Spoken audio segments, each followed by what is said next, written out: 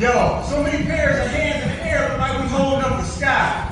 Yo, as if the sky's falling. But no, it's not the sky's falling. We as a culture is falling, dropping like flies, no metaphor intended. Police in the streets shooting down intentionally, no mystery. Because you see the light in your skin, I mean the darker your skin, the more likely you too can become a target. It's that simple. Because you see the system got to eat and they starve. They starve before our melody. Just like a simple bottle of water for those in Flint, Michigan, now Mississippi, my prayers go out to them. You see the black man, original man, founders of civilization, we create the power in every nation. So when they kill us, it creates dehydration and documentation amongst the next generation. Come on now. Energy, 11 elements seduced from the earth is a lecture the way they crucify us through our own music. But you see, we the ones that let them do it. I'm looking around like, man, where they do that at? Where they do that at? Only in America. Only in America, my Don King voice. It's crazy how we went from representing royalty to jealousy for one another. But the world has a weapon, a gun, a bomb, you know, some type of weapon of mass destruction. Well, we have a sword, which is the word of God, which is more powerful than any weapon of mass destruction. So that's what War Cry is all about. It tells you who we are and whose we are. I love it. Yeah. Man, you know you better support Tony. You know why? Because I said it. The Chicago Bridge Magazine. Because he said it. Because he said it.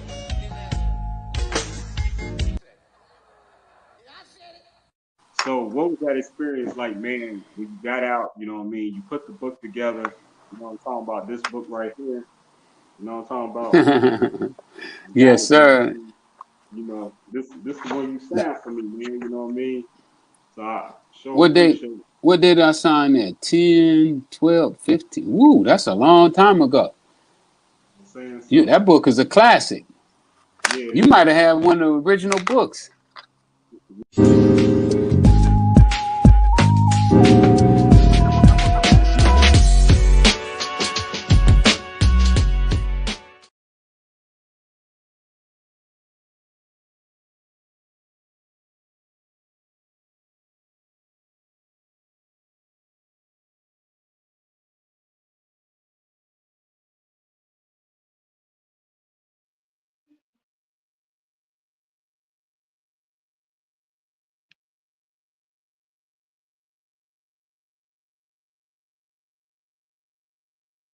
Peace and blessings. Hey, I definitely want to welcome you all back for another great celebrity interview. You know my name, celebrity interviewer. I said it out of Chicago. And man, you know, this is where I bring you the best interviews from people that's in the entertainment industry, the media, and the world of business all around the world.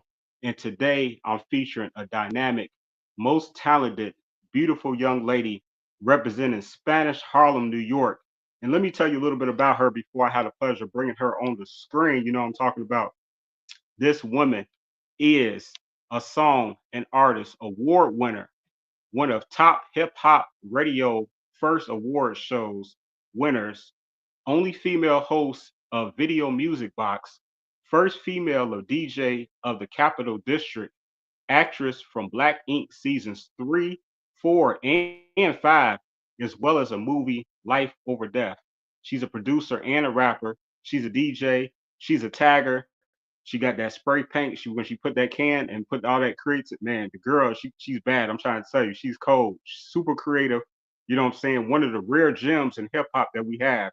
Very rarely will you find someone that can DJ, produce, rap, tag, and act, you know what I'm saying? Like in songwrite, you know what I mean? To write her own lyrics too, you know what I'm saying? This is very rare. So without hesitation, you know, I got a lot of questions lined up for her because, you know, it's just endless. So let me, without no more stagulation, let me bring in the one and only Lady Kutz, the legendary Lady Kutz. Let me say that right. You know what I'm saying? Bring her to the stage real quick, y'all, man. Oh man, make sure you all share this interview like immediately. Peace, Queen. How you doing? Peace. How's everything going? I'm great. I'm great over here in the Chi-Town, Chicago land area. Where you residing at right now? I live in the tri-state area. Tri-state. Okay, that's what's happening. Not How's too, your day too treating you far today? from the city. My day has been very peaceful. Um, Okay. It's been good. I can't complain. Thanksgiving was good. I spent it with the family. Did some content creation and enjoyed each other's company. Yeah, absolutely. Happy holidays to you and all your family and everyone too. You know what I'm saying? Thank you. Same to you. Yeah, thank you so much. I'm so grateful to have you here. And like I say, I never take these moments for granted when I have a chance to just meet different people from around the world. You know, I definitely want to start to shout out my homie Mel Love because if it wasn't for Mel Love, link to link, then I wouldn't have had the pleasure to learn about you and all the greatness that you've been doing for all these years. So I definitely want to Facts. start there because got to give credit where it's due all day. Yes, yes, yes, So yes, yes, yes. yeah. With that being said, hey, I definitely want to just, kind of get into it. You know what I mean? I'm so curious. A lot of people, part of my audience is curious to know, how did you become so great at all of these areas and these departments of hip hop? It's rare, like I say, to be able to do this, that, this, and another. And I understand that you started real young, but how far back does this talent go and where did it all begin, if you don't mind me asking? It started on 105th and First Ave, and on my block, my uncle used to DJ with a couple other DJs, Dollar Bill, Demo, and we would be in the back of the building, and they would just be playing music.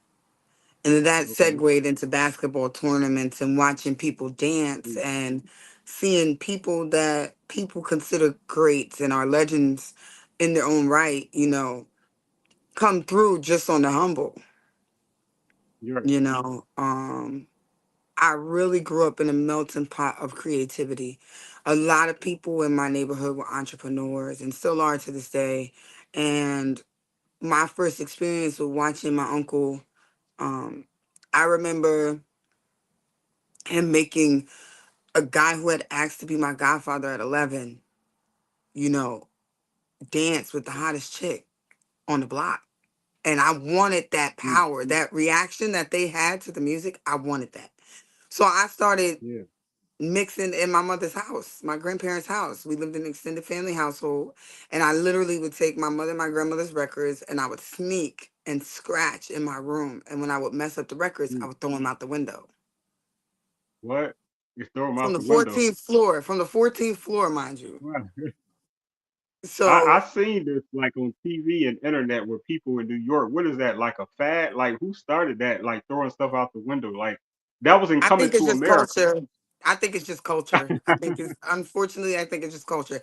I didn't want to get caught. So there was no Yeah. putting records back in the Right. container, in the crate, in the living room, or in the tray, underneath the record player for me. I wasn't Right. trying to get busted. And my thing was is just keep your composure and act like nothing happened. So that's how that Right. happened. Right.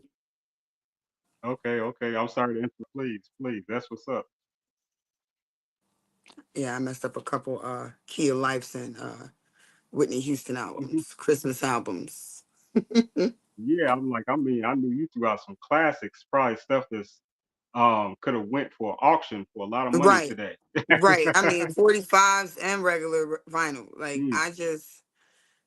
I just liked the way that it sounded in different forms. Speed it up, slow it down, try and scratch the back end and make it do something that it wasn't doing. Um, yeah, I really just loved music.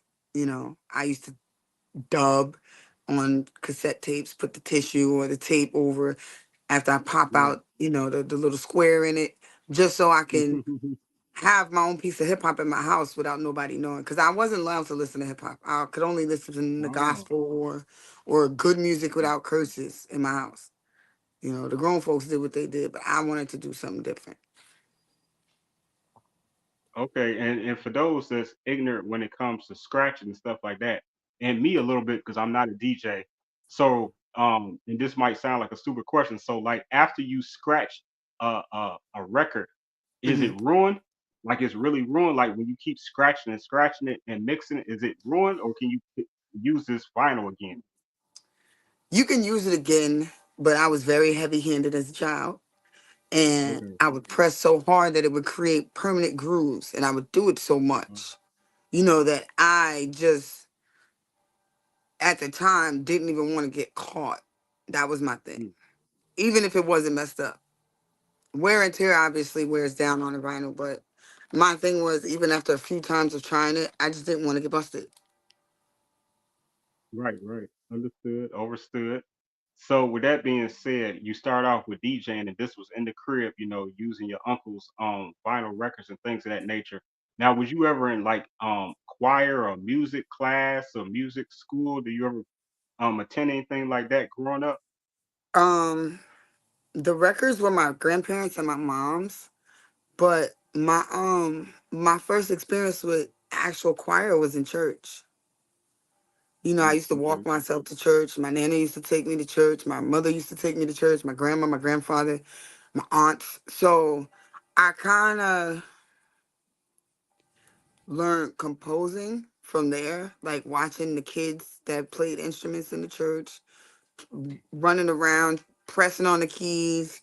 Um, there was a boy in our church who played the drums. He still plays there right now. And, you know, just having music around me, and our choir director was super dope. Like, our pastor had passed away. The new pastor came in, shout out to Reverend Gardner, and he right, had implemented this whole new system of sound that we didn't, it was unfamiliar to us, but it was popular. And okay, it was almost like God placed his hand on the church and said, y'all next, mm, and we got to try like different tricks, like alto soprano, tenor, tenor soprano, alto, like those kind of variations of when they're singing songs and plays and stuff like that. So when it was my turn, I was very nervous, and I only had one solo because life was yeah, life. But I remember that like it was yesterday, and it was the best feeling in the world. So I knew at that point, for me, performing was something that I was interested in. okay, okay. I love that. I love that. A lot of people who tend to be in the music industry did have a humble start in the choir or the church. So, that's not that rare, but it's the fact that what's rare is to become so great at what you've become and to be so multi-talented, you know what I mean? Right. So after DJing and obviously singing in the choir, things of that nature. And do you still sing today? Do you still sing on your records? No, not at all. I have like three that I have like tucked. I have a song called Rockstar that I did. Um, it's a play on Partition from Beyonce, and it was just Okay. like I was in the studio vibing with the engineer, and I was like, "Yo, this is a vibe. Hold on, stop everything." And I went in the booth, and I just started bugging, and then we just Mm, kind of like made magic in the booth. The engineer and I, who's also a rapper and a singer. And then I have a song with my brother Reza, and it's actually West Indian influence. It's a okay. nod to my Uncle Bob. When I made it, I tend to create. I feel my best music when I'm in my emotions, and Mm, I felt like it was an uncertainty of something that was going on in his life, and Razor made mention of it, and I was like, let me pay homage to my roots and my family. Um, nobody's heard it yet. It's super fire, and it's okay. completely left field from what everybody's known me to do, which is dope. Okay. So It's how dope. often do you, I'm sorry, excuse me. So how often do you experiment and go, saying outside your comfort zone or what you are regularly known for when it comes to the music that you put out? All the time. Um, I don't always like all the beats that people give me, but I try to create something dope to push myself every time. Whether or not it's out or not, it's left up to where I feel like God leads me as far as the song is concerned, or where I'm at right now. Um I have about 300 and something tracks Wow. that is just like finished and just sitting there. And Mm, it's from 2020 till now, just recording and pushing myself and finding my niche and playing with different sounds and different techniques and trying different elements of hip hop and even like I have a couple songs that I let my nephews hear and my nieces hear, and they were like, "What? Like you have a feature with this person? You got a feature with this person?" I'm like, "Yeah." And they're like, yeah. "That's cool," and I'm like, "Oh, so now I'm the cool aunt now." Like I just like music. You know, it's not so much as hip hop; it's just music in general. But hip hop is me at my core, if that makes sense. No, no, absolutely. That's your foundation. And you know what I mean? How important was it for you to learn more elements of hip hop? You know, while some people I feel like they don't really take that seriously who call themselves a hip hop artist, it looks like, you know, you actually took time to embody the elements of hip hop, you know what I mean? And do you break dance too? I don't break dance. Okay, I did backup dance back in the day, early okay, 2000s in New York on a promo team, but I don't break dance. I am literally just learning how to, and I'm from Harlem, but I'm literally just learning how to like shake and get light, which is pretty dope. Um, I feel like the people in my life that I've had around me have poured into me in different elements, right?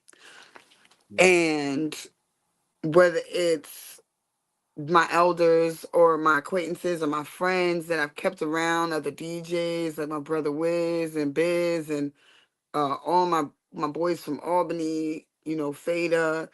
They really poured into me by allowing me to sit there and observe and just hear, you know. And then down here, watching my uncle from the shopping cart, you know, mm, bring other people around, have them come and freestyling on the mic and during the basketball tournaments that my dad used to do and just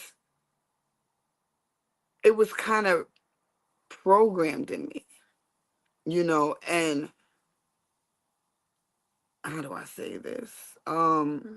I was in a relationship previously and the person okay, was in love with like Rakim and BDP and KRS-One and all these greats and that's what we listened to. Wu-Tang. I grew up listening to Wu-Tang and and and Biggie and and just the Fugees and Tribe and everybody like boot camp like it just yeah, it was around me in all right, aspects of my life. So I was kind of pushed into it. I found my own liking for certain artists.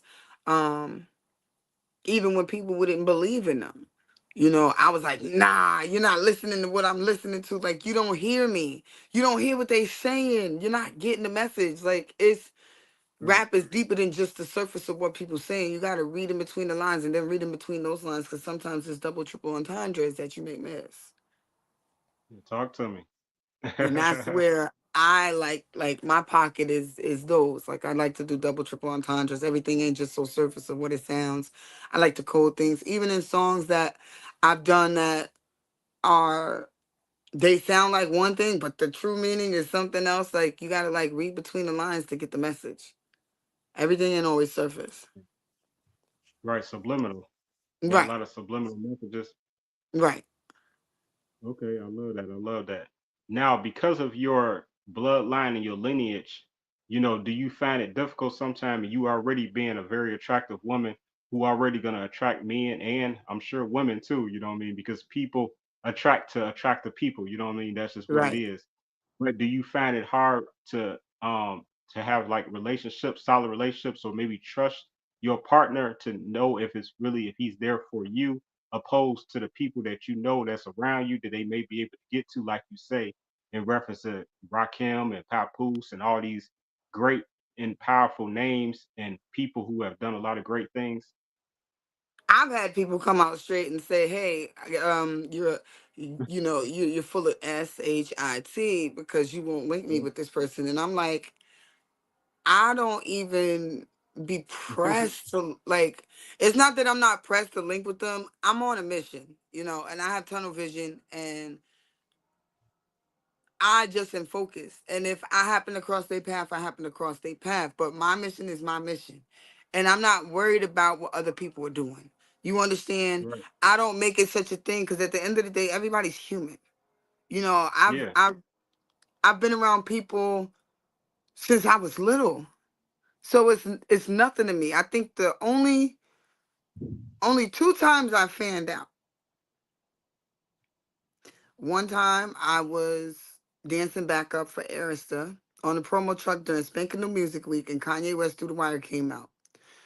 Yeah. Um, we were doing Pink or Outcast that day. No, we were doing Pink, and Jay-Z was at TRL, and we were dancing for TRL on the street.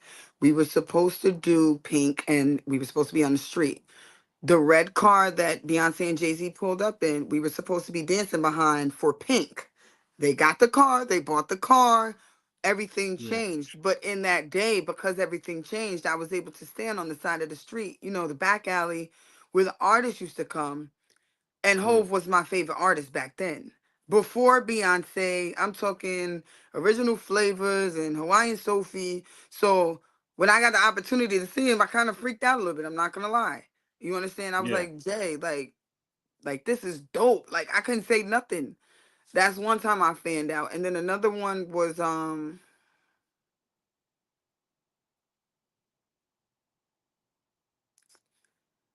Yeah. another No, that's awesome. That's awesome. another fan out for me was, I wanna say, if I was gonna say anybody, it would be KRS. Because Okay. my cousin, like, if you got to understand the dynamic of my family, right? So everybody lived somewhere that was where hip hop was. Like one of my aunts lived in Southview, another one lived on Sedgwick, and the aunt that lived on Sedgwick literally lived in the next building from 1520. And my Mm. cousin was so in love with hip hop. I mean, she used to go to um like Yo MTV Raps and all these shows, and I used to watch her get Right. dressed up to go to like dance in the videos and stuff, and I wanted a part of that. I remember LL and KRS and all of them on her wall. I used to annoy her, and she saw me fruition into an adult that was a part of hip hop culture with a dollar and a dream, places that people were telling me no, and I still was there, and she was so Mm. proud. But when I finally got to meet KRS-One, I just was like, wow, this is dope. Like, I remember you when I was little in spaces Right. where kids weren't allowed. Like, I had those moments and I could say I was there. You understand? Yeah. Like, yo, thank you. Thank you. Thank you. Thank you for being true to the culture. And I think those are the two moments that I really revel in the most, you know.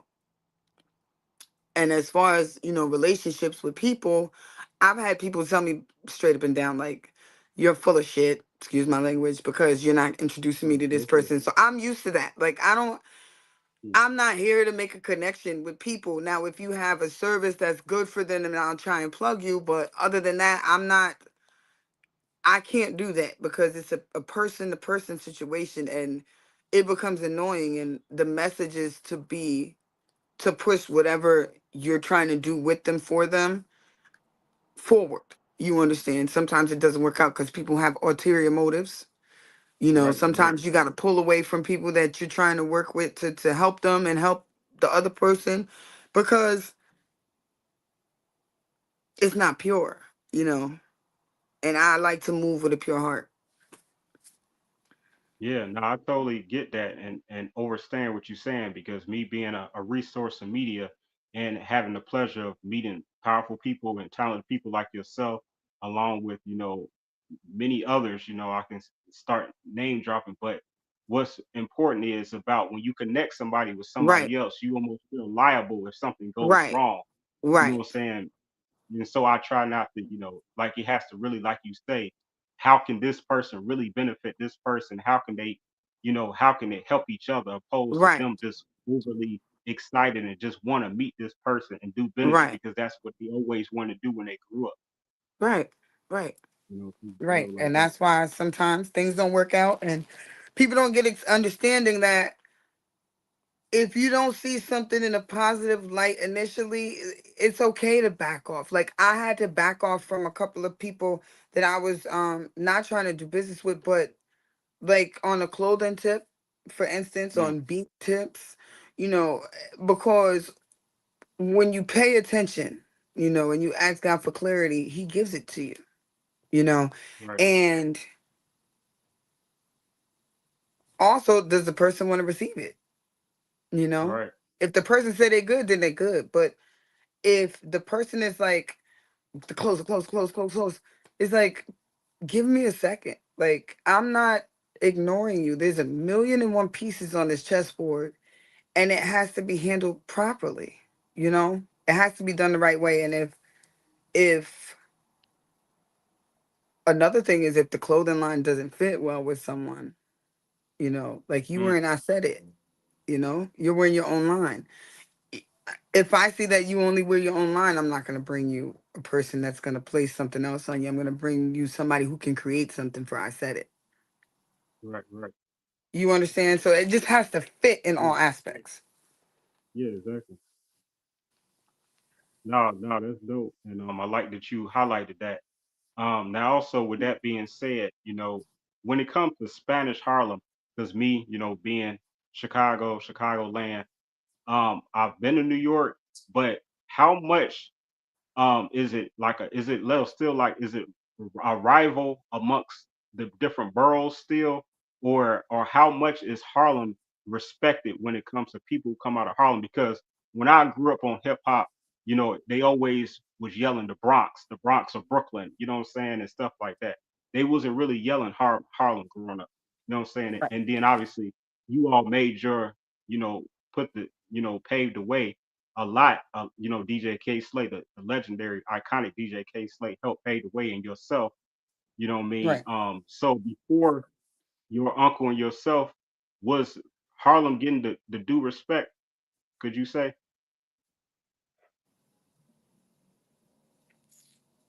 I think it was. I think we've always been on our own. Every borough has their own light. You know, I'm not going to take away from any borough, although I feel like Harlem is the best. Um, Right. we are the trendsetters for fashion. We are the Okay. trendsetters for cars. Everything that my dad was doing, everybody's doing now. Everybody still, I don't care. They say they love him, they hate him, whatever the case may be. He set the trends. You know, Harlem always set the trends as far as looking good and getting to the bag, being entrepreneurs, and um, just making sure that it was about positivity and having fun. Everything ain't always got to be drama and crazy. And um, I think that every borough has their own little slice of heaven. Right. You know, Right. mine just happens to be Harlem. Hip hop is here because of the Bronx.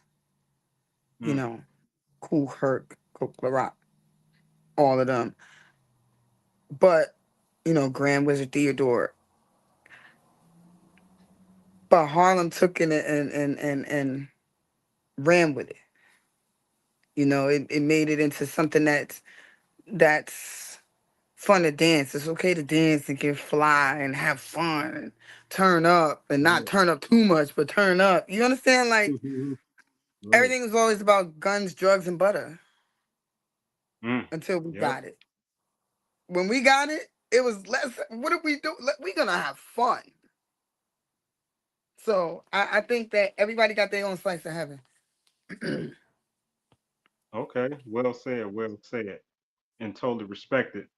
Um, Now, with that being said, and I just want to remind everyone that's watching right now, I hope that you're enjoying the content. Right now, we are here with the legendary Lady Kutz out of Spanish Harlem. You know what I mean?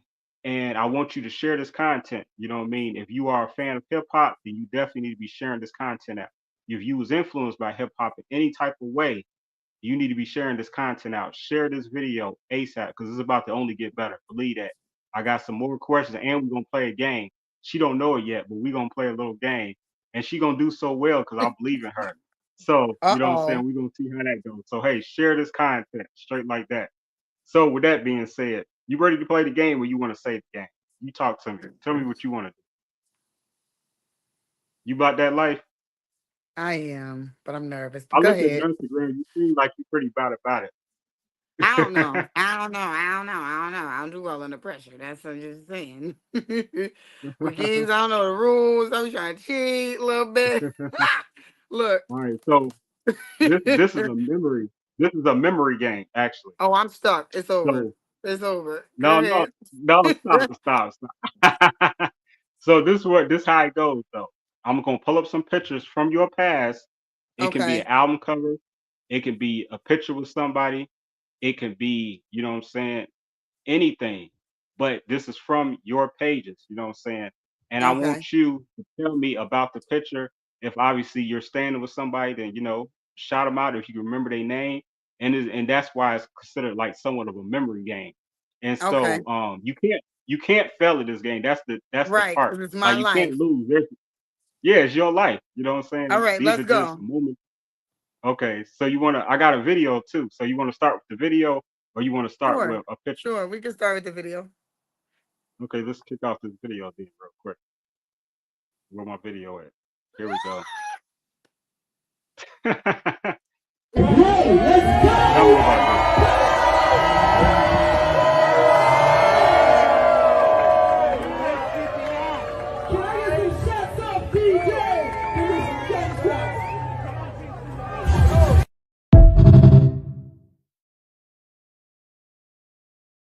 Which are the other two estate Okay, holders I'm for my sorry. uncles. I'm sorry. You gotta start over because when the video was playing, we couldn't hear you. So my Okay. bad. So All right. So tell me about that video. I am one of the three estate holders for my uncle KAYSLAY's legacy. And that was one of the first major things that we did was change the name on the street. I had the idea because I'm like, there are people in my hood that already have streets reserved for them when they go. And Mm, I felt like that was something that he deserved from the very beginning because that's where he got his start. It was that corner that I remember seeing him on the shopping cart with the socks and tapes with the color paper inside, selling them with t-shirts, just trying to make a living for himself. mm, And that's where he was able to turn it around and give back to the community doing the basketball games and the tournaments. And just that's where everything started for me for hip hop in our area. You know, we have a lot of great stuff on the east side of Spanish Harlem, and I felt like he deserved that. He yeah. really was a light and a loving person. A lot of people thought they knew him and thought he was so serious and about music, but he was a joy to be around. He was funny. He was loving and he had a huge heart. He was a teddy bear and he had such good things to say and positive um notations that I'll forever carry with me, on drive and continuing to push through and just love me up and down from the very beginning. So it was an honor to do that for him. I wish he was alive when I did it. I loved him deep and I love him still and I miss him, so I felt like that was something that many people don't get to experience or have or partake in. And I'm just grateful that I was able to do it, from the ground up. I did the change.org. I went and got Mm, the signatures. Community board said I did the signatures wrong. So I had to go back and in 24 hours I got all the signatures needed, made sure all the paper was well, handled. And thank God for Community Board 11 and um all the officers that took part. I got a couple of people that I worked with through Community Board 11 that really assisted, and General and Pap for being down and being available, and even Remy for being there for meetings when we was on Zoom and lockdown, you know, to make sure that it happened for him. mm, Pap was overseas and he wow. was taking care of it on Zoom, and his wife was home. General was Mm, home mm, with his family. We was on a lockdown taking care of it, so it was a real big blessing for us to see it to come to pass. After working on it for a year, some change, for it to actually happen, and for us to give that to him. Um, for me, it meant the world. Because that was my uncle, that was my baby, and he could do no wrong in my eyes.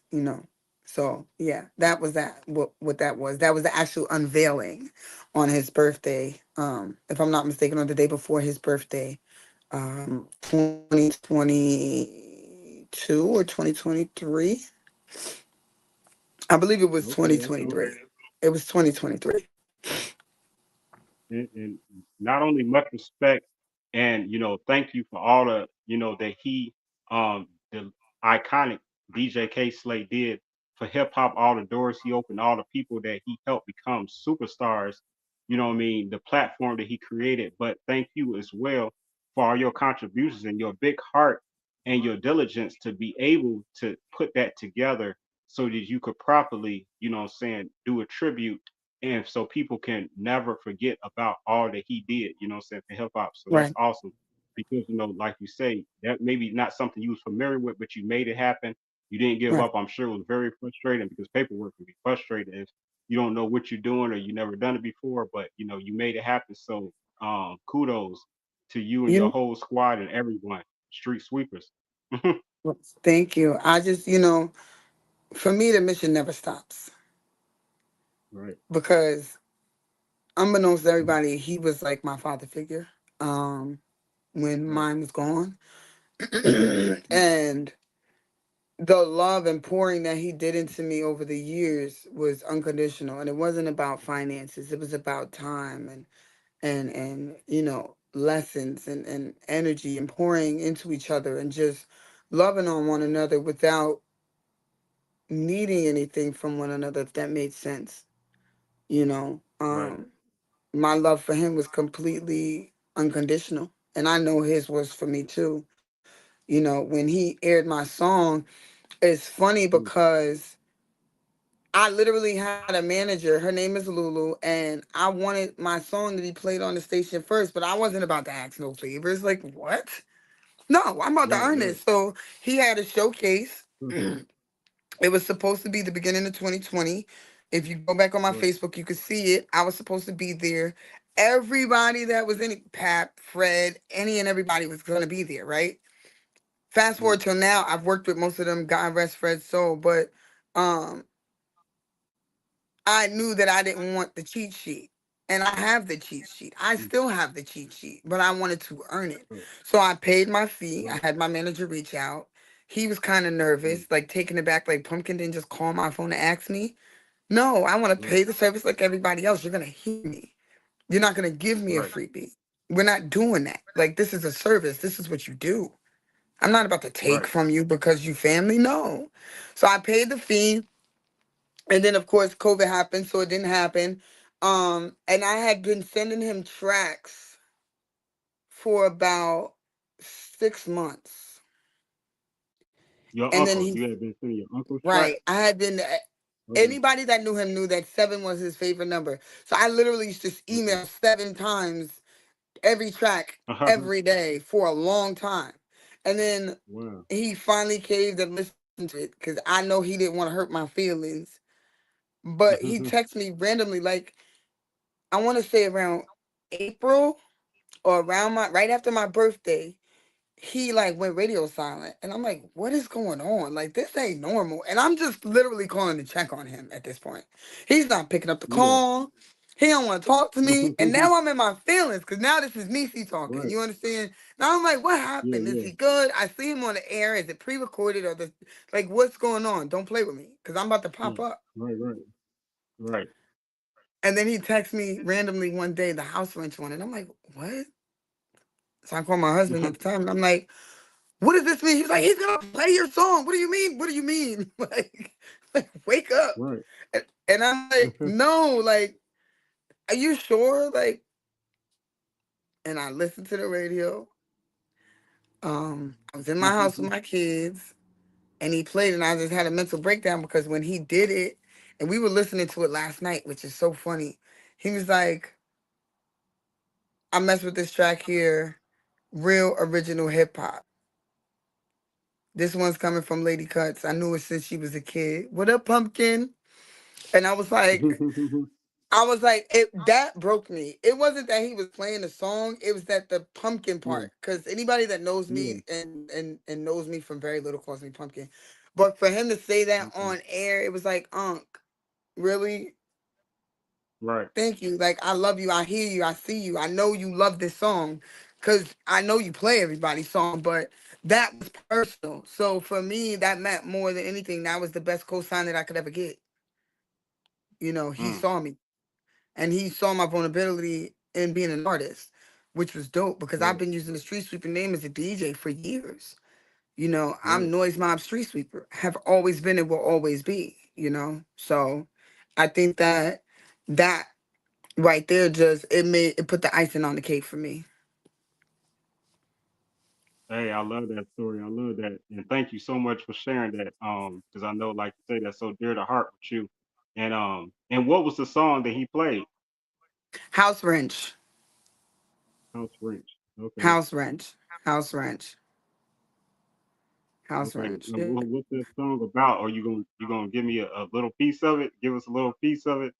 Um, the song itself is about. I was going through a transition in my life when I was writing that. I had just went through a breakup. Um, Okay.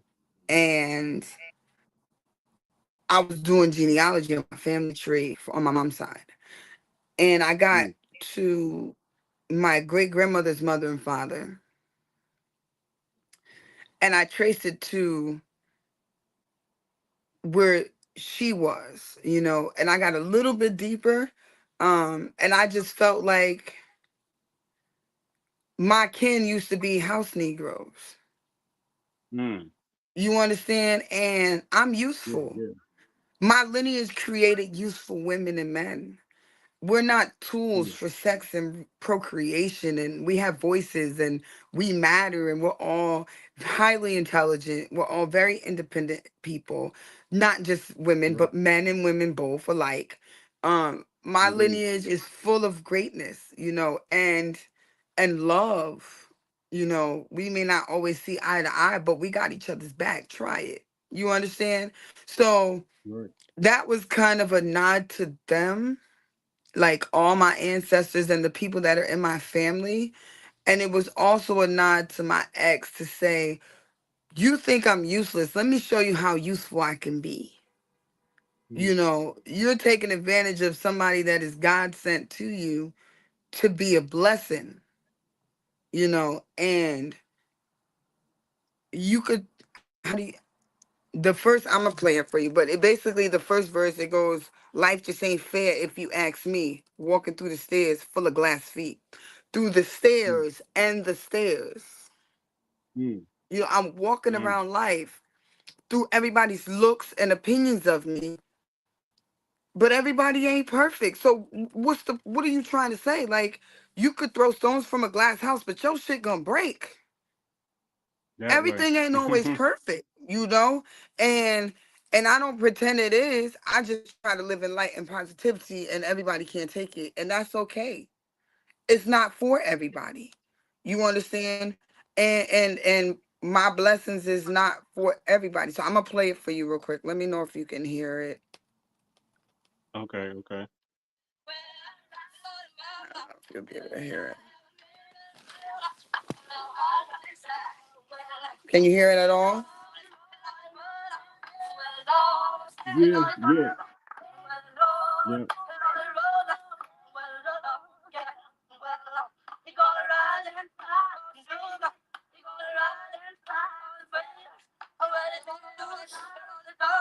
There's a little echo or so. Keep that shit. Life just ain't Okay. fair if you ask me. Walking through stairs full of glass feet. Hope I make it to the tip, you don't harass me. While I'm here, do a favor, kiss my ass, please. When alone in the flames, I am the jungle trick. East side of New York, wreck Jersey quick. So I fly, got a mouth and I can cook a brick. My girl say you're rough, my nigga that I'm thick. Gotta watch my back like I'm on the six. That shit was wild crazy. He try to steal his bitch. I wish a nigga would. His mama be so sick. Not talking Neo either, more like they eat the hip. I'm talking disrespectful, like they call me bitch. Not talking Wendy Williams. She gotta call me quick. I'm playing chess now. It's no longer who you with. This is a takeover. Cut us with all the shits. So Okay. I went Okay. to the Okay. I hear studio. you. I got that beat from a guy from Germany, and Demo at the guy who Thank made you you. can hit. Me now, no problem. Thank you. Um, actually put some sauce on it for me, and me and my kids were in the studio, and I was working on a whole nother track, called Nasty Girl. And when I heard that, I was just like, hold on, hold on, hold on. I gotta stop everything. I gotta do this. You know, I put my kids in the booth. They had a good time. You know, it was, I like to say, when I hear a beat and I feel it in my uterus, I know it's right. Mm, I felt that in my ooh, uterus, so I knew it was right. mm. Let's You get know, I detailed knew with it. it was mine. You understand? Like, even Right. if it wasn't mine, I was about to demolish the energy on that track. Like, Mm, it embodied everything I wanted to say at that time. right. So I it love just that. made sense. And I actually, that's one of the songs I won an award for. Congratulations. Congratulations. Thank you. And and when we get these pictures too, you know what I'm saying? I do have like I say, I got some pictures. I got some nice pictures. So before we do the pictures, let me take a segue and give me your how I'm gonna do you today. I'm gonna do the top 5 or 4. Rushmore. Give me your Rushmore. My Rushmore, Your Rushmore when it comes to DJs.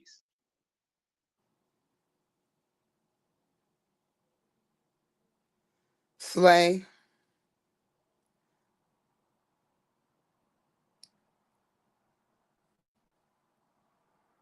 Fada,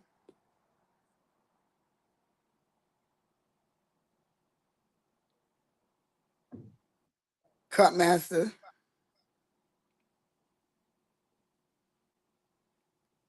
Last one, last one.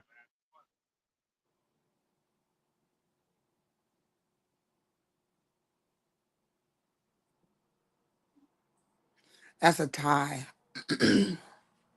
And that's really a 3 or 4 way tie. And I'm going to tell you why. Because Talk to me. Rushmore for me is not just about who DJs the best, it's about who I've actually watched grow. You Yeah. understand? And no, it can be any reason definition of your Rushmore. It's just So what is your Rushmore? I'm gonna do 5. I'm gonna do 5. Okay. So Okay, we'll give Slay, you a bonus. Slay, Fada, Cutmaster,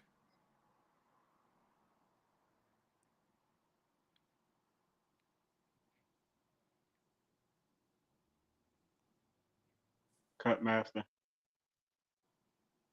Premier. Okay, Premier. So that's the 4. And then The number bonus 5. It was the bonus head on the would Stone have to Mountain. be,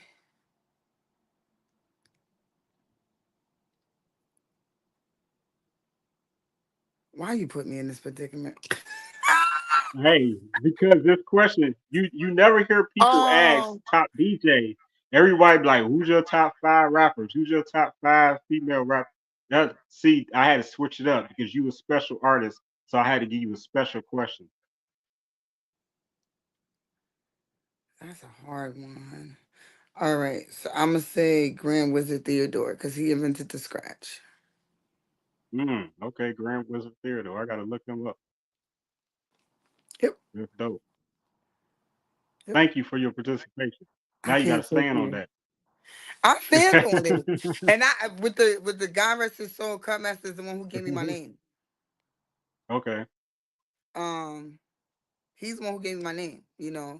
I was in the club in Albany DJing to clean. I was underage. I was like 17, 18. I wasn't supposed to Mm, be in there. I was cleaning up the club. Peace to Carlos in Albany. He owned a club out there. I used to literally sweep and clean the counters to be able to DJ mm, with Cutmaster and his partner. And they're the ones, because there was a big chunk of life where I wasn't doing anything as far as DJing. I would only be rapping with my friends. And we thought we were the new Wu Tang. Um, yeah.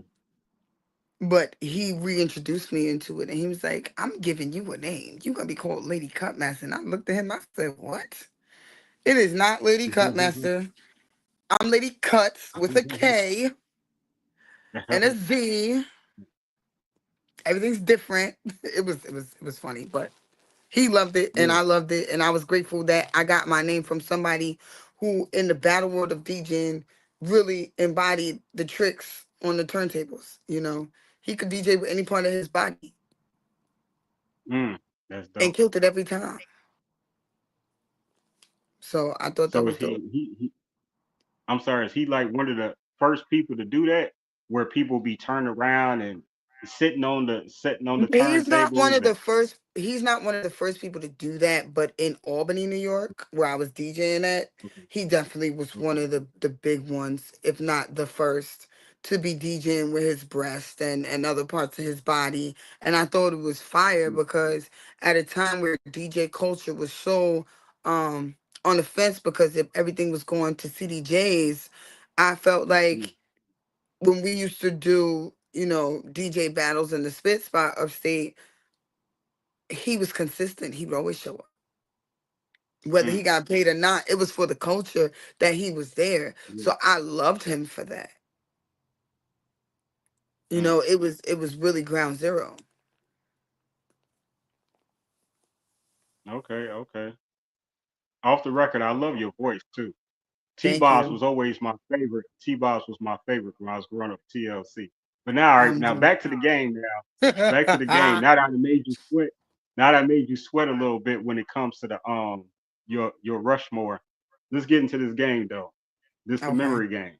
So again, you tell me who's in the picture. You tell me with this album, the influence of this album. Me, anything you want to do about it. So we'll just start here.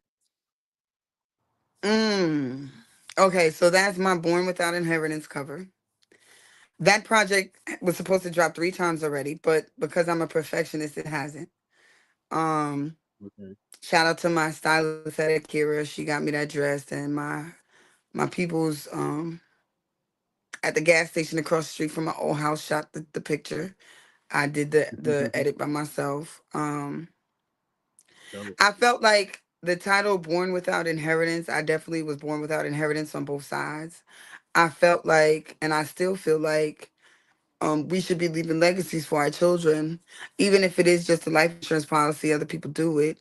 And why shouldn't we, as individuals, be trying to leave something behind for our children, not just a name and bills? Um, you know, this album is my baby. I've coddled and held it and breastfed it and gave birth to it. And soon people will be able to experience it for themselves. Um, it's a 3 or 4 installation project. So it is called Born Without Inheritance. The first version is called Do Not Disturb. And then I Okay. have 3 other ones coming behind it. But with Do Not Disturb, I feel like with Do Not Disturb, I feel like okay. With my phone is acting janky right now, sorry. With Do Not Disturb, I feel like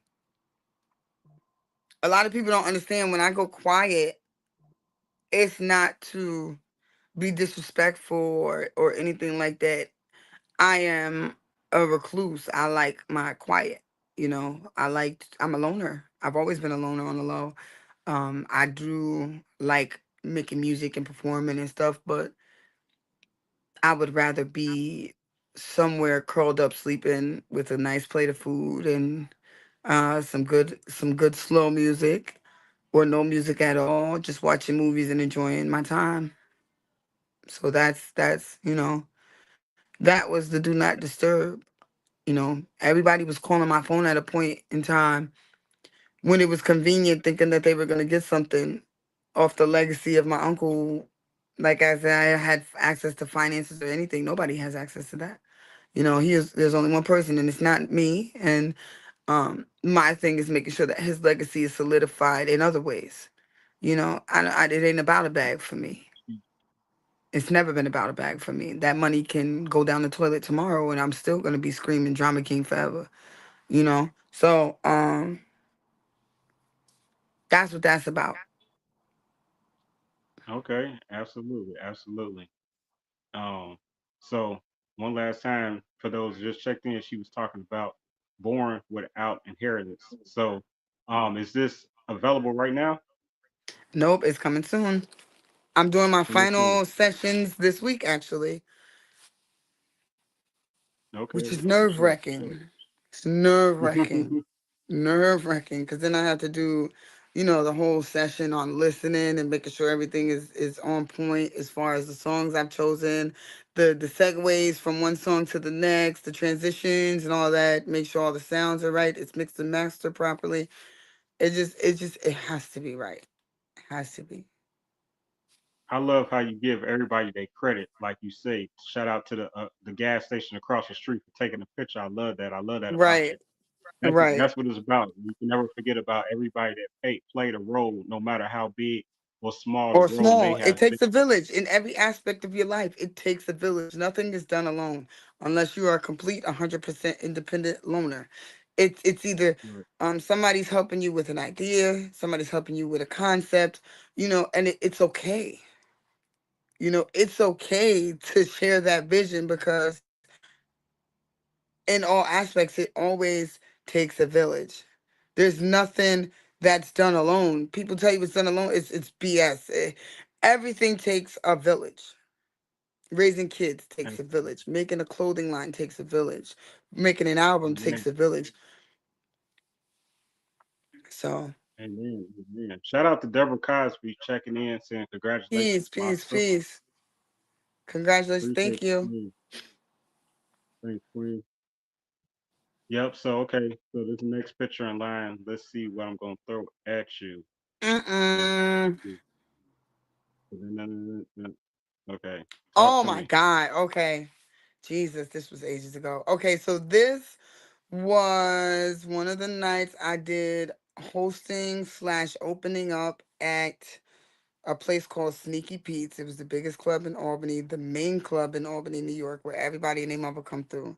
And we were in the Okay. back. And this is the promoter's wife all the way to the right. I don't remember her name, God forgive me. But that's Roxy Okay. Diaz in the middle and myself. It was a last minute Okay. call.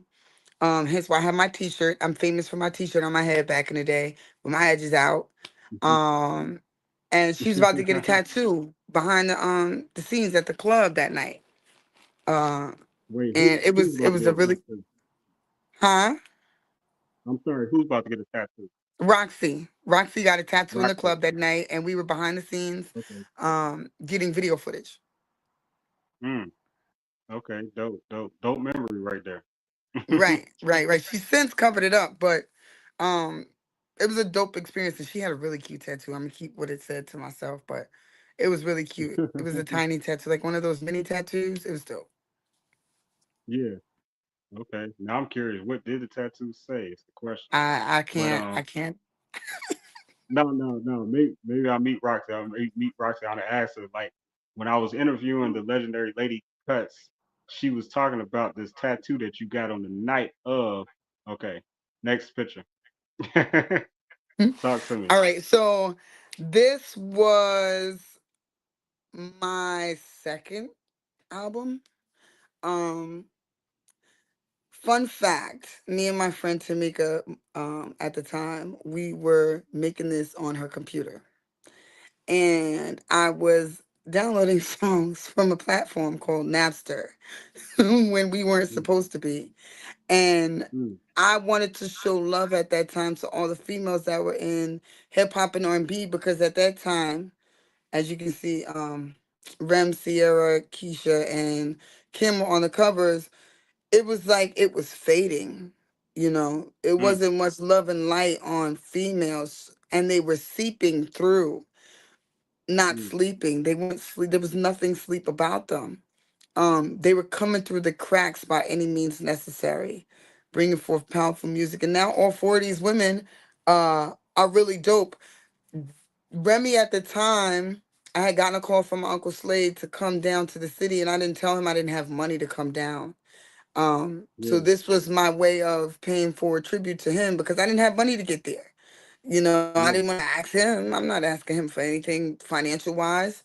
So this was my way of paying homage to him. He told me he had an artist that he was working with. She needed a DJ. I never called him in fear of disappointing him.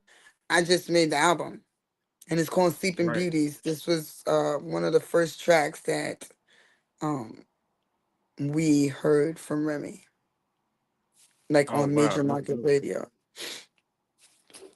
So yes, That's pretty dope for you to be behind such a album like that. That's embarking right there.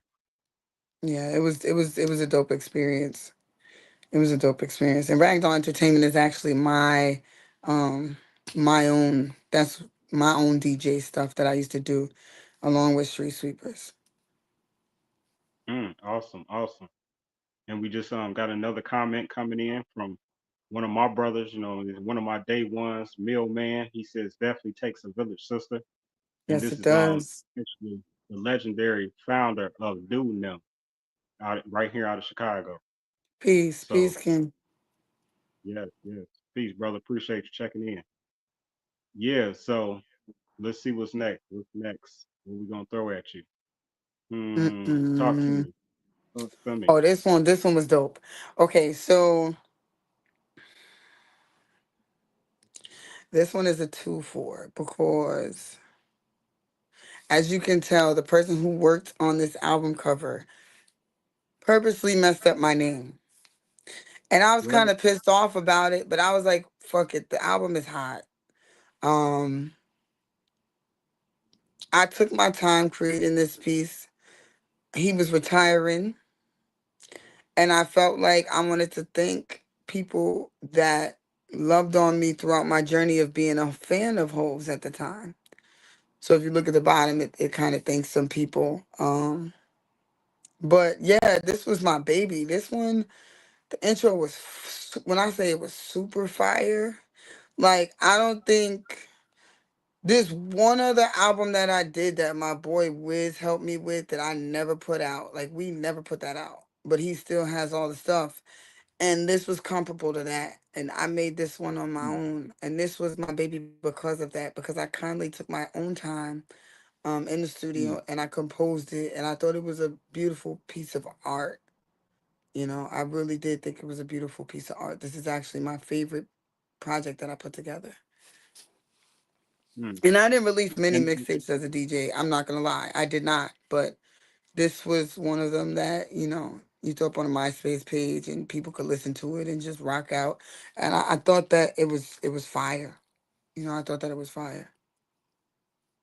and what's the and how do you come up with your titles? That's pretty unique. The fairy tale, let's say a fairy tale of Hove. Right. Um, What was you thinking when you came up with that? What was your thought process like? the Prince and the Frog instead of the Princess and the Frog. People called him Mm, the Ugly Duckling his whole career.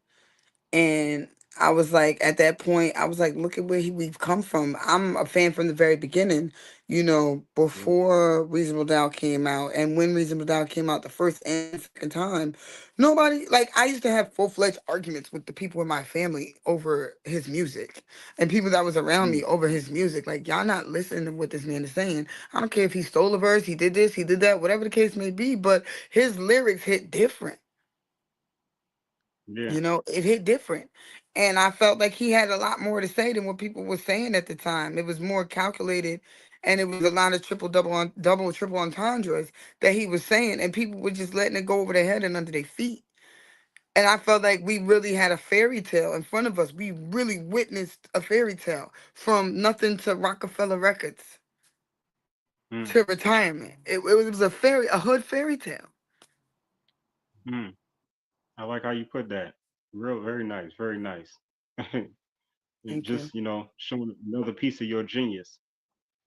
Yeah. Okay, so I understand that Oh you are a God. veteran. Salute, Jesus. salute to Okay. you, salute to you, Queen. Thank you. Thank you for your So, service. Thank you for your service. thank you. I was a whole bunch of trouble in this picture. So, these two on the right are still my girls now. I don't speak to the one on the left, unfortunately. That's me in the middle. That was at Fort Sam, Houston, Texas. We had went to a Veterans Day ceremony, the Army Navy game, and we Mm, were taking flicks. We like to flick it up, us three. Me, Jasmine, Randall, and Tana Pearl. Shout out to Pearl. She just graduated. Again, going. I believe she went to go get her sergeant, and Randall. She has a clothing line, but these girls are literally the epitome of friendship where you don't have to speak every day. You know, I mm, love my military friends and they are my family, and they have poured into me at probably the lowest time of my life at that time because I was away from my kid. You know, life was life, and I was 26 years old, gave up a whole DJing career to go serve, and it just was like, make this make sense for me. Like, and it was only right. because it was a promise to my grandfather that I went, and I do not regret it. I 100% am grateful that I went and I had all the experiences, and I would do it all over again. I probably would have did it earlier, to be honest. Um, but I wouldn't have the experiences that I have, and I wouldn't have been able to meet the people I met. So everything happened in the way it was supposed to happen. Um, I'm still very close with all of them to this day. You know, I really am blessed in that aspect that I created and God created a family around me of military, like minded individuals who have their own lanes, who can understand and see the vision. You Mm, know, I was in Iraq telling my Dominican mm, boy what equipment he needed to buy, and now he's this grand DJ in DC doing tours with all the Spanish people. I think that's fire. You know, I'm a part of his mm, story. You know, we used to barbecue outside, and one of my boys was talking about how he wanted a family. He got his family now. We all rooting for him. We don't see him often. I mm. actually just wrote on his other page. It's time to link up again. But um, you know, the military creates a different layer of family around you. So yeah, Yeah, that was in absolutely. Fort Sam, Houston, Texas. And how long did you serve, if I may ask? I was in from '07 until 2015 officially. Oh, wow. You spent some time there. Yeah. Yeah. I got out in 2010, 2011, but I did inactive duty. So it's Mm, basically you just go drill 2 weeks out the year, and then that's it. Make sure your PT tests are good. wow. Wow, okay. Mailman says, thanks for serving our country. Salute and peace. Thank you. Absolutely. Second that, for real. People like you are needed. You know what I mean? So with that being said, on to our next random picture. Mm-mm-mm. So Oh, now this picture is, just talk to me. Talk to me.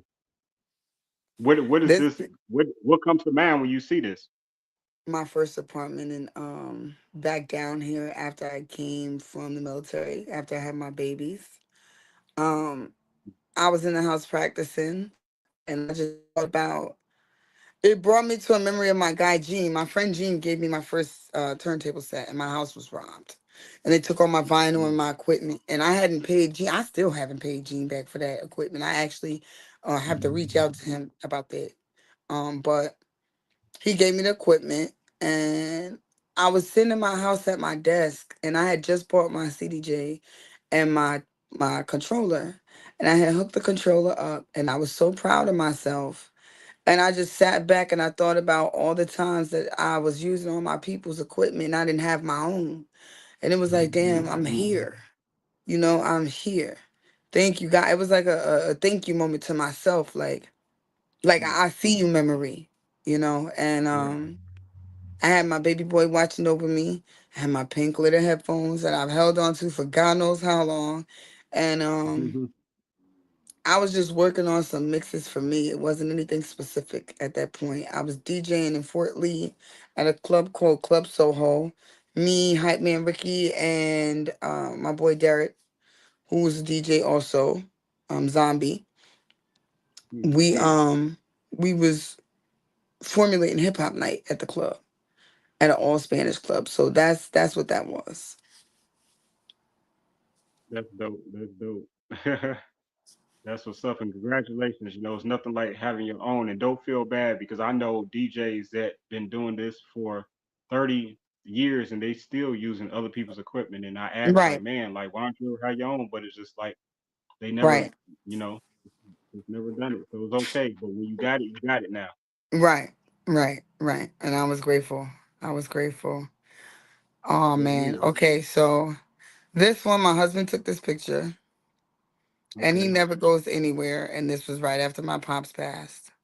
And Mm. I had saw Dapper Dan in the club. I had went to go link up with someone Iconic. else. That's the thing. This was his birthday party, and I just wanted to go pay my respects to him and tell him thank you. Um, Mm. yeah, this picture is one I always cherish. I always cherish that one. And my bag was cute. But that was at Salsa con Fuego in the Bronx. Okay, no doubt, no doubt. See, you doing good at this game. You're doing Pic- very well, very well. May pictures say help. so. You're right.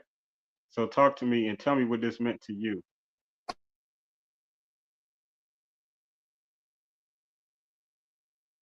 Don't worry, she'll be right back. You know, little technical difficulties, but until she comes back, as you see on the screen, you know, she's an award-winning artist, and so you know this is from hip hop, and so she'll be able to tell us a little bit more about it. There she Sorry. goes. Don't So worry. this is the favorite artist award. Mm. This is from This Is Hip Hop Records. I won. They had so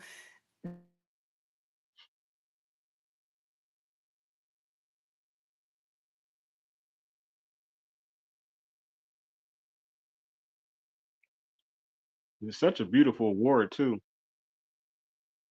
Them awards always, those crystals always hit different when you know you put the light underneath it. The way that it just projects the wording. I like that feature they came up with. Yeah, I apologize. She's having a little technical difficulties right now, but no worries. Be patient with her.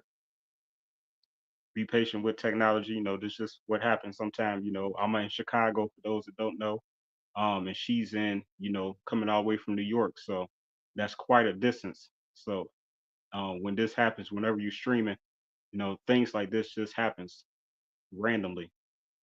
But she's trying to get back in. But with that being said, make sure that you all following her on Instagram, and this is her Instagram at Lady Kutz, and that's Lady with an I, Cuts with a K, and ends with a Z. So you know, at this time, you can, matter of fact, go in the Instagram. Make sure you following her if you're not already following her.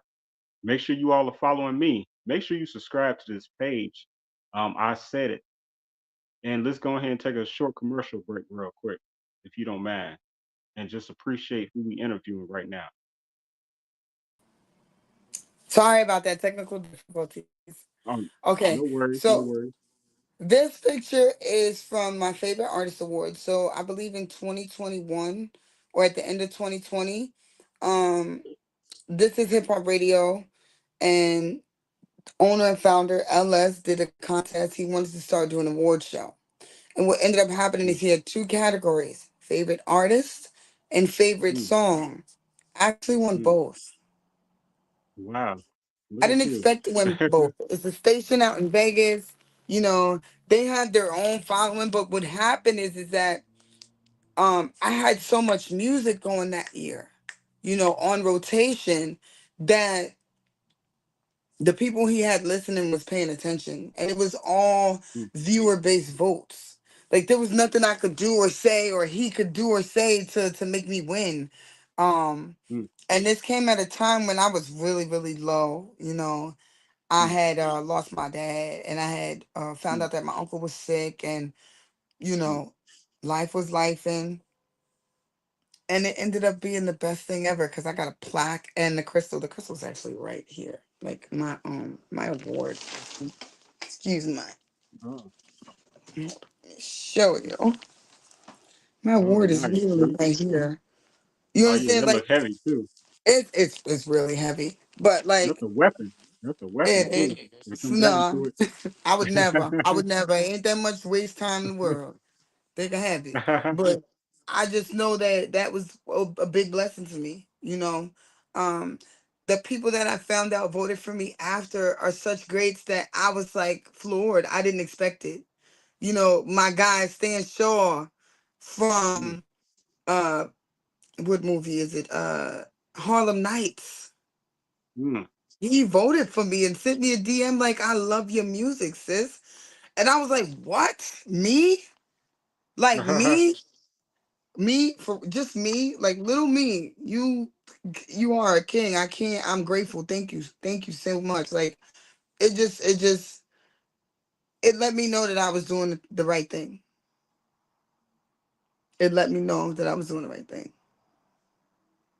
No, absolutely. God and the universe always lets you know there's many confirmations just we paying attention, and sometimes it's so clear you can't help but to pay attention. And like you say, when people vote for you and go out their way and go the extra mile to make sure that you're saluted, highlighted, um, put you on a stature, above the rest, and just reminding you that you deserve this and that that you haven't been forgotten about or nor I, overlooked. That's a I wouldn't beautiful even compliment. say you know what's funny? I wouldn't even say deserve, and I know most people like to use that word, but my thing is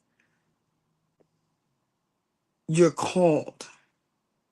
Mm, You understand? Like it's like I was called to do this, and for me that was confirmation from God coming through someone else.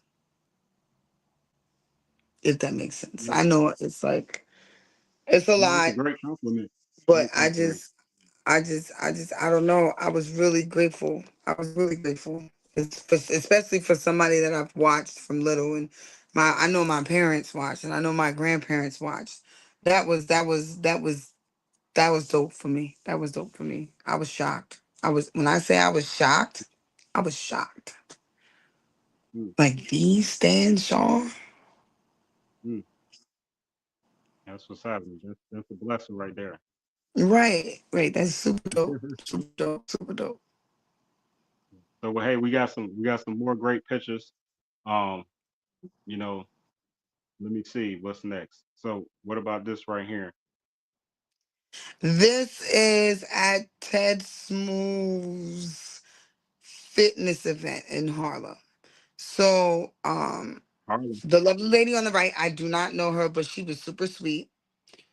The lady next to her in the red hat is Pastor Tati B, and she is actually a family friend who dances backup and does light feet and teaches dance. She's an ordained pastor. She's super fly, and Oh, good.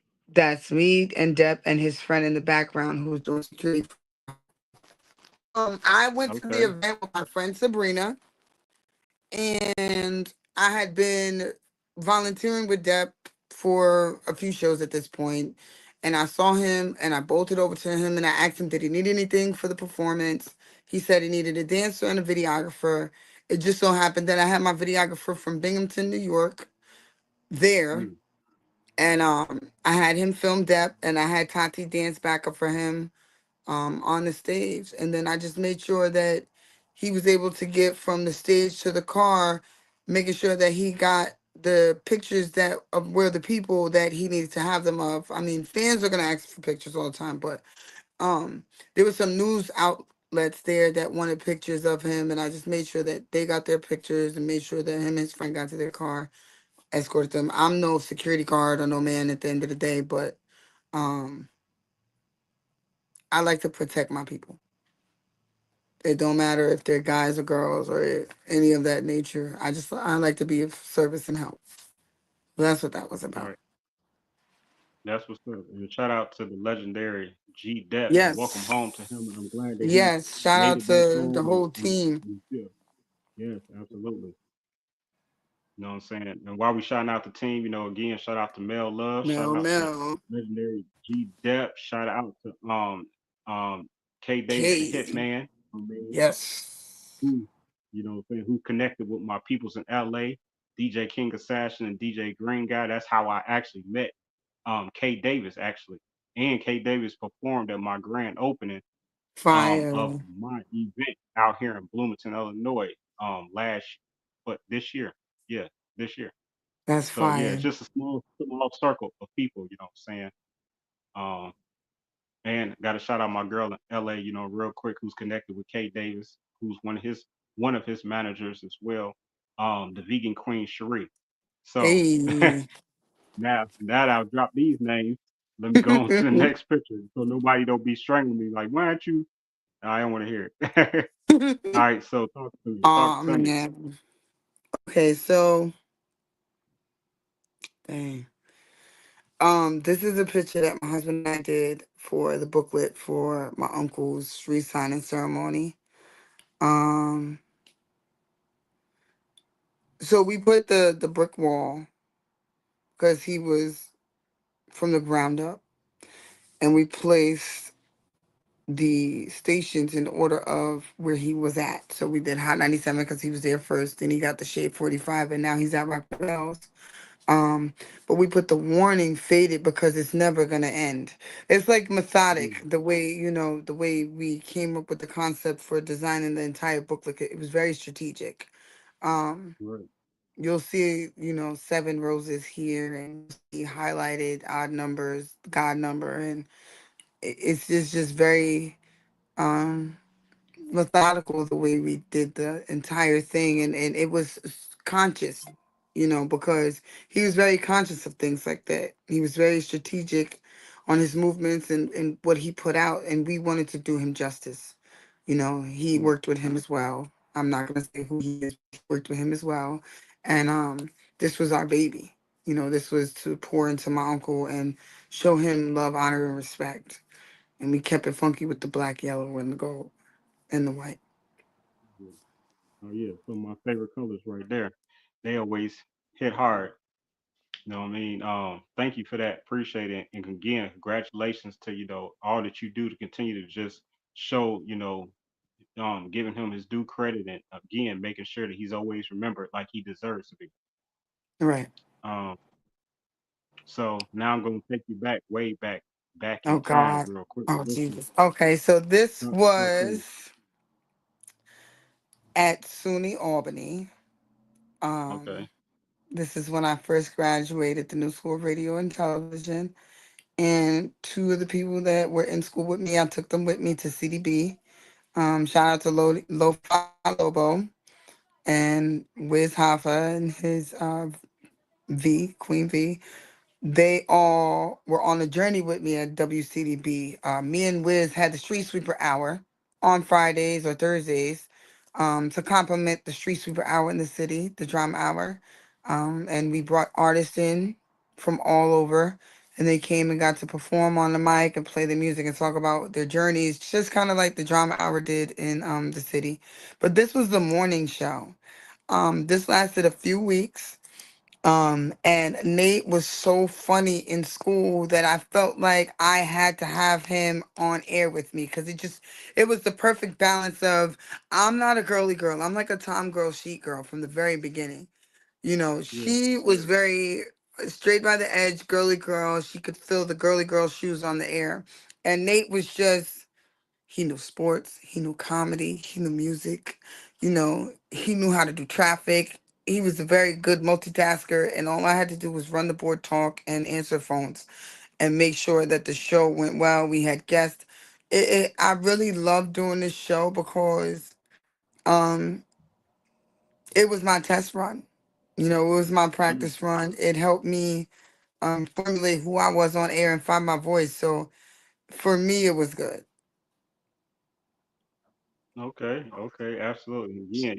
Again, salute to everything that you've been doing and all your contributions in hip hop. Just want to take a moment to just remind you of how I feel about you when it comes to that. You know what I mean? You super talented and I'm grateful to really today to have you here today to talk about your journey.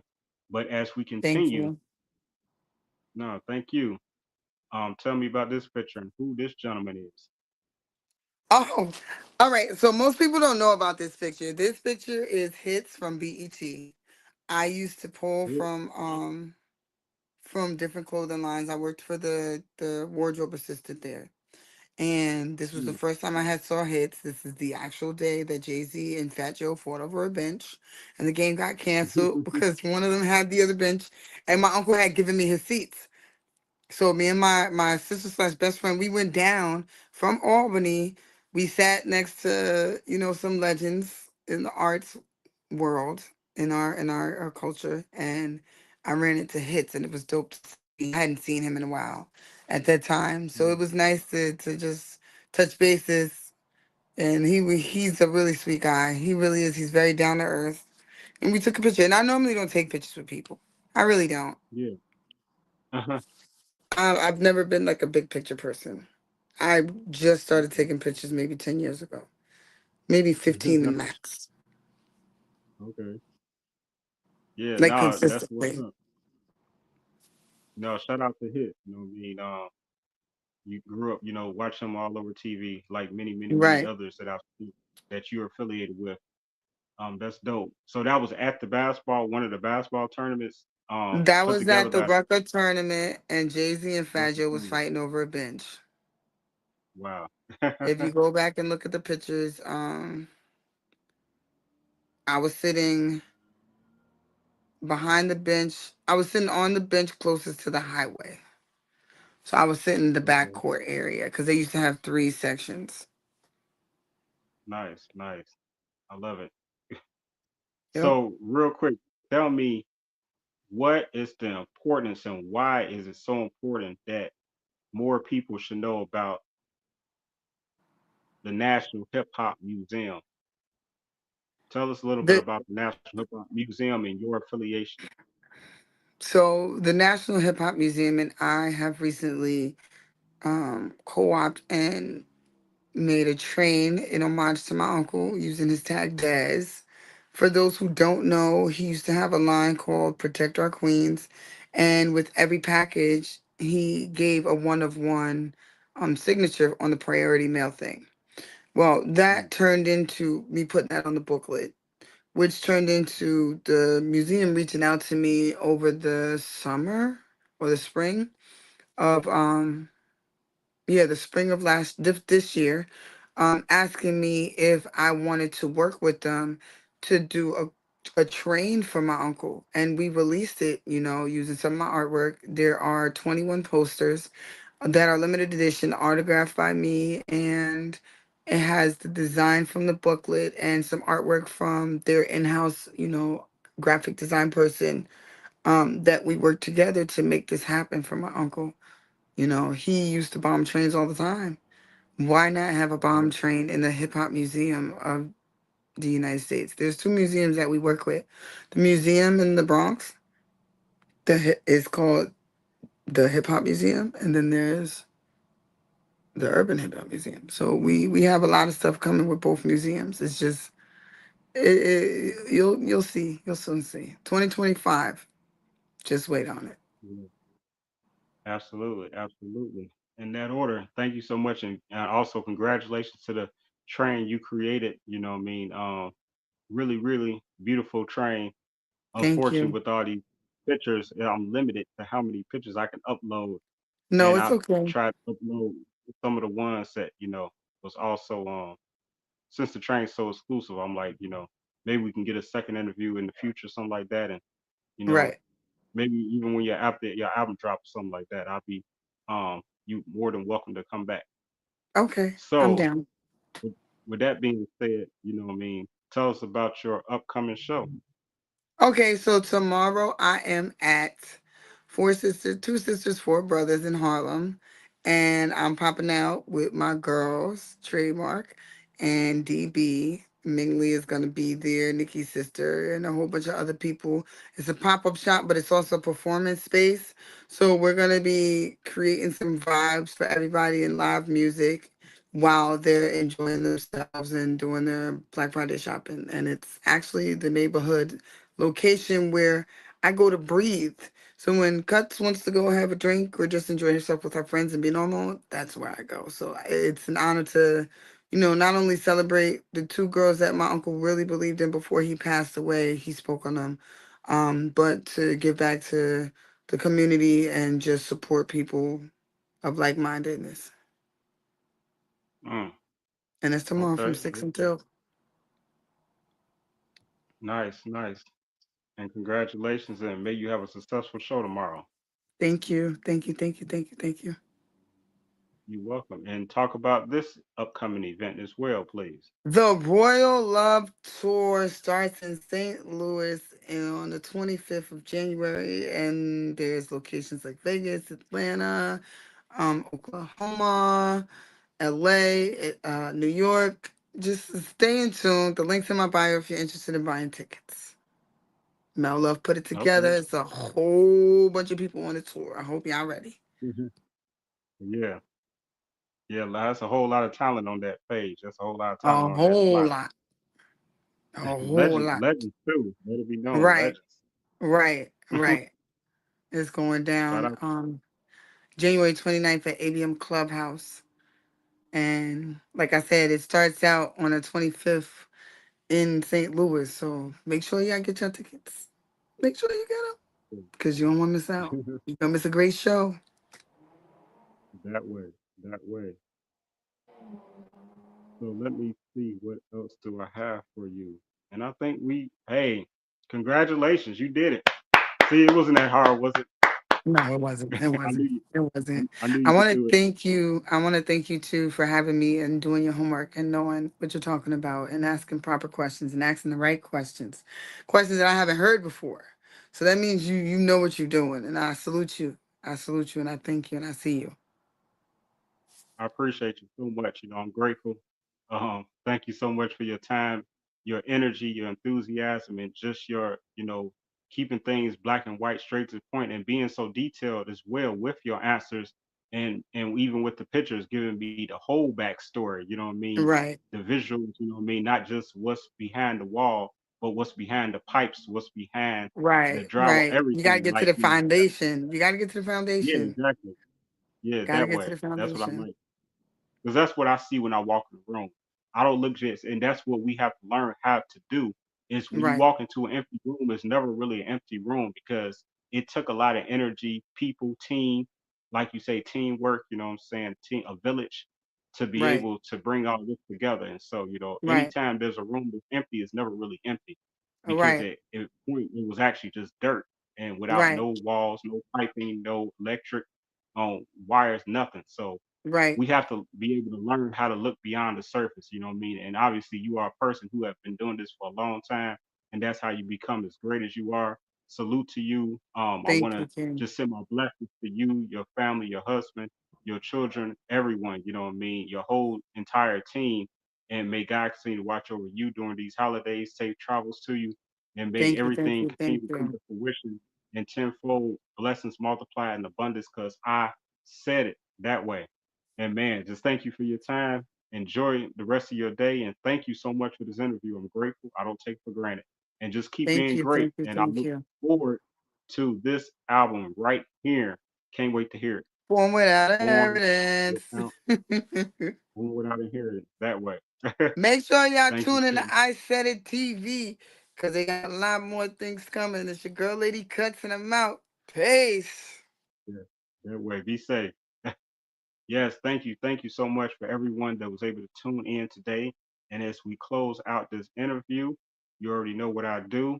Um, First, I have to let y'all know what I got coming up. Actually, tomorrow I have an interview with um, an artist spotlight interview with my brother out of Oklahoma, and his name is Common Sense. So make sure y'all tune back in to this station at 8:30 p.m. Central Standard Time. So make sure y'all do that. But for now, um, I have an event coming up. We actually have a fashion show coming up next as well, December the 14th. I don't know what happened to my flyer, but that's okay. For December 14th, but this is actually March the 8th here in North Chicago is going to be an man great event. Is going to be my next tribute to women where we honor extraordinary Black queens and we'll be crowning five more extraordinary Black women on March the 8th here in Chicago. If you like more information from out of town, maybe you can make it. I don't know. You know what I mean? Just get at me. Let me know if you're interested. Um, yeah, this is our latest backdrop. This is something we've been doing for a long time just to help highlight different brands and people from all over the world and just come as one. And so, thank you for everyone that supports this backdrop. And this will be for the duration of an entire year, going all the way to September of 2025. I'll be showing this flyer on all platforms. Um, hey, make sure you all catch me the last Sunday of every month at Food Chronicles with Mimi and I Said It. Shout out to Mimi Acosta, the legendary out of ATL. You know what I'm talking about? And hey, if you didn't know, now you know that we also have a show called From Her Point of View Talk Show. And this is a show about relationship. It's for women only. It's hosted by women, and we have female guests only. And we welcome you to contact if you'd like to be a guest. And we are now in season 4. Shout out to Giselle and Lily the Goddess. Lily the Goddess is out of Florida. Giselle is here out of Chicago, Chi-Town. And let me see, what else do we have for you? I don't know if you haven't got yours already. I don't know what you're waiting for. This is like a seasonal hat. Like, you don't always have to wear your trucker's caps in the summertime. You can wear them in the wintertime. You know what I'm saying? You can throw a do-rag underneath. You can throw your skull cap underneath. Whatever you got to do, you need to get your limited edition I Said It management hats. We have in different multi-colors. Contact me and see if we have your color, your favorite color.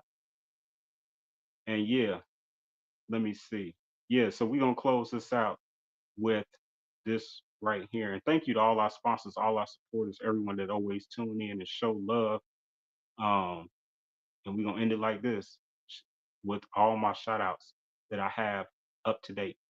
Peace out. Blessings. One love.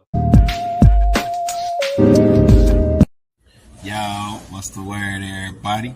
This Wise Song, aka Jay Israel, CEO of Wise Loves to Buy LLC, and I'd like to give a huge shout out to my boy, I Said It, the celebrity interviewer, the poet, the score table. Tap in. What's up? It's your boy DJ Green Guy, and every time I'm riding through the hood, I'm always on the move, hustling on my grind. But I got to give a big shout out to I Said It, the celebrity interviewer, man. Whenever you get a chance, check out his show. I always watch it every time I get a chance. You know. Hey guys, it's me, CB of CB and the Boys radio show. Here to shout out our good friend, celebrity interviewer I Said It, and the I Said It show, where voices are heard and perspectives collide. Tune in for trending topics, celebrity interviews, and thought-provoking conversations that matter. So, celebrity interviewer I Said It, and the I Said It show. Top of the day, what's happening? You got official middleman here, man. I'm the official representative of Dude Nim 1 INC, and I'd like to give a shout out to I Said It TV. He got a new show coming up. You know what I'm saying? That's my man. We've been rocking for a long time, man. You dig? So, go to Instagram at Dude Nim 1 for the company website. And, man, show some love, man. Look, you dig what I'm saying? I'm catching up. And on that note, come in, eat some food now. What's up, everybody? It's your girl, Lily the Goddess. I want to give a shout out to celebrity interviewer I Said It. Shout out to I Said It Management. And don't forget to follow your girl, Lily the Goddess, on all social media platforms. Subscribe to my YouTube channel and hit the bell so you can get notifications anytime I upload new content. This Monster Yo, director, actor, artist, author, CEO of Monster Yo Music ENT, co-CEO of Classic ENT, shout out to LBC Face, co-owner of Can of Muscle, shout out to my business partner, Can of Muscle Russell, and shout out to celebrity interviewer I Said It. Yeah, I said it. Hey, you guys, what's up? I'm your girl, Cinnamon, the owner and the founder of Sinful South. Yes, Sinful South. I make small, handcrafted barbecue sauce made just for you. Yes, so look for me on all social media platforms, Instagram, Facebook, and sometimes TikTok and YouTube too. And while you're at it, look for my boy I Said It. Yes, I Said It. I Said It, the celebrity interviewer. Look for him on all social media platforms. All right, holla, have a great day. Hello, everyone. My name is Mimi Acosta of MIA Entertainment Group. I just want to take this opportunity to give a huge shout out and send all my love to celebrity interviewer Isaidit Management. I just want you to know, my brother, that I am so proud of you in everything that you do. I am right there standing with you, one step at a time. One love and God bless. This your girl Kia, a Netcast News 219 actress. Make sure you check me out on Tubi with background extras. I'm on some other shows, so make sure you check me out. Again, that's background extras. And shout out to my boy. I said it. I said it. I said it. I said it. I said it. I said it. I said it. Peace. Yo, it's your boy Robert Kane. What's up? Hey man, it's Robert Kane of RobertKaneENT.com. Y'all check me out and do me a favor. Check out my homie, celebrity interviewer. I said it. Yo, he got a show part 4. It's finna go down. That's 4 or cuatro. But like we said in the hood, part 4. Hey man, it's your boy Robert Kane. Kane Gang. We in the building. Yeah. What's up, y'all? What's up? It's Miss Red, CEO and owner of Get You a Red Phoenix Rising. Y'all already know what it is. I want to send a shout out to the celebrity interviewer. I said it, the show for free promo. Make sure y'all tune in now because it's only up from here. Miss Mills and Hills coming to you. Miss Krista Wiley, straight out of ATL. You can catch me on Mills and Hills 83 or your favorite delivery girl 83 on Instagram. And also you can check me out on Facebook, Mills and Hills 83. And also I want to give a personal shout out to Isaidit Management because you're the dopest. I want to shout out to Isaidit. Thank you so much for the promo. This is Vita from Vita Talks and also Vita Talks Present Car Chronicles. I'm also on Underground Hitters and Intellectual Radio every Wednesday with Born Rich. And I'm also on 106.3 every Sunday at 11:30 to 12:30 with First Lady China and Born Rich. Catch me on those days. Thank you so much again. I said it. Hey everyone, it's Lisa E., radio personality, super producer, and manager of R&B singer Shaun White. And you're listening to Celebrity Interviewer I Said It, the show. Make sure you tell all your friends and family to tune in. Have a great one. Yo, what's up? It's R&B singer Shaun White. My new album, Kisses, out now, available on all digital platforms. Make sure you tune in to the homie, Celebrity Interviewer I Said It, the show. Let's get it, baby. Hi, I'm Gina Hills of Life and Entertainment, and I am on I Said It TV. Make sure you guys like and subscribe.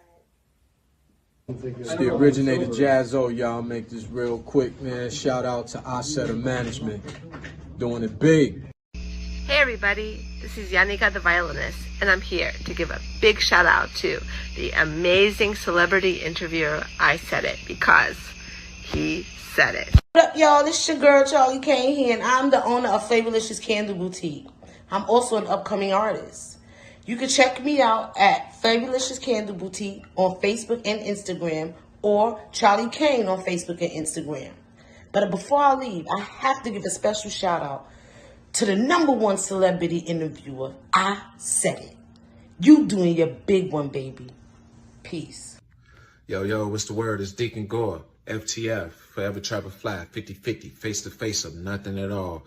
You said it, they said it, we said it, but it don't even matter unless it's the celebrity interviewer. I said it. Hello everyone. This is Queen Bee of Voice. I just want to give a shout out to Isaidit Management for allowing me to come on his platform to connect with some beautiful women. And you can reach me on IG as Queen Bee of Voice. And my business is Mommy and Me Custom Made LCC. And with that being said, have a blessed day. Yeah, I said it, all right? I support I said it, the boy. I support I said it, the boy. I support it. I said the boy. I support it. Hey everybody, it's Jazzy No Nonsense, the poet, right here at WHPR TV 33 on demand, right here in Highland Park, Michigan. Giving a shout out to my man, I said it, management celebrity interviewer. Y'all make sure y'all tap in to both of us, baby. Peace out. What's up, family? It's your girl, the singing diva, aka Amanya Amario, international recording artist. when I want to be interviewed and I want the best interview possible, I check out Celebrity Interviewer, I Said It. Now, don't you forget now, Celebrity Interviewer, I Said It. Check it out, check it out, check it out. Peace. Hey, how you doing, everybody? This is Dean Motor Photography, giving a big shout out to my main man, Celebrity Interviewer, I Said It, the poet. The show sponsored by the famous Chicago Bridge magazine. God bless you. Keep doing what you're doing. What's up, guys? It's your girl Giselle, singer, songwriter, and all-around creator. You can follow me everywhere at Jizzy Worldwide. That's Gizzy Worldwide. And of course, I'm rocking with Celebrity Interviewer, I Said It. The Celebrity Interviewer, I Said It, and I approve this message.